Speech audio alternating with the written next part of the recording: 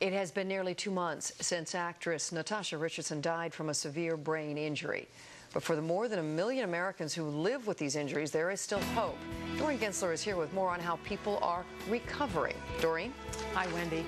Almost 1.5 million Americans who suffer from traumatic brain injuries every year. Nearly 50,000 of them don't survive, but many more do and go on to live full lives. Living with this kind of injury can be quite a challenge, though. Some people never fully recover. Tonight, meet one woman who pushed herself to the limit with a lot of support and overcame the obstacles.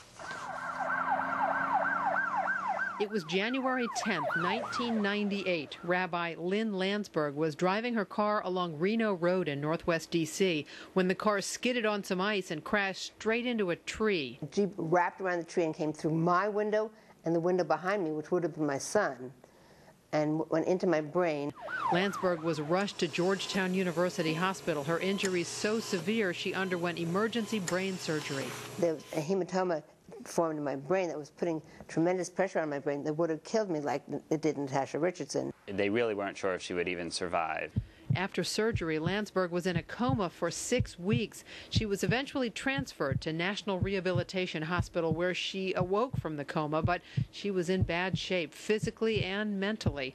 Neurologist Dr. Michael Yokelson works with brain injury patients. Initially, she wasn't moving one side at all, and the other side was still very impaired from a motor coordination standpoint, and so she was extremely unsafe. She would move, but she wasn't really doing functional movement. I walk with the cane without the cane. Why don't we start with the cane? I had to relearn how to walk, relearn how to talk, relearn how to concentrate and focus, relearn how to read, I had to relearn how to live.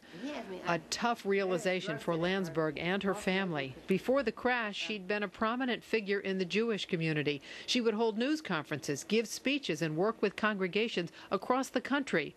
And now she could barely make sense when she talked. I didn't remember anything that I used to do in the past, and I didn't even know what it meant. Now, more than 10 years later, Landsberg is still working on her recovery. She's walking, reading, even doing some pro bono work.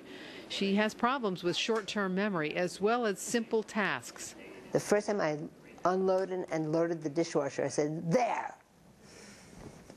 So that was following through with the plan. With the help of her family and her community, she's learned to live. She keeps lists with her all the time, things like the names of her doctors, all of her medications. When she gives a speech, she keeps notes on when to smile and take a breath. It's always a thrill to see that with any of our patients, whether we expect it or not. And one of the challenges, but also sort of one of the joys of working with brain injury patients, is that everybody is very different. I didn't beat the odds. I was helped to overcome the odds. Dr. Michael Yokelson says Rabbi Lynn Landsberg did so well because she was young at the time of her injury.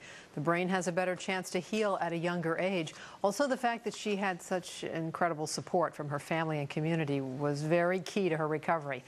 Landsberg is now spending a lot of time working on civil rights issues for people with disabilities. Quite a story, and she is quite an inspiration. She is an amazing woman there. Great story. Doreen, thanks so much.